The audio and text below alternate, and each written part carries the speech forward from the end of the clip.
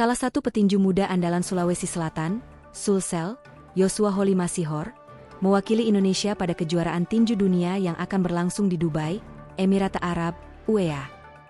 Kejuaraan dunia berlabel The IBA Men's World Championships in Dubai 2025 akan berlangsung mulai 2 sampai dengan 17 Desember 2025. Joshua merupakan peraih medali emas kelas 54 kg pada PON 21 Aceh Sumut 2024. Ia juga peraih medali emas di kelas yang sama pada kejuaraan tinju Asia 4 penjuru di Negeri Sembilan, Malaysia. Di final dia mengalahkan petinju andalan tuan rumah, Malaysia.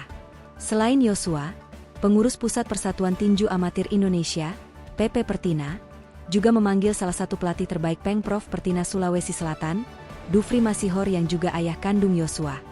Dufri adalah mantan petinju Timnas Indonesia peraih medali emas SEA Games 1997 Jakarta.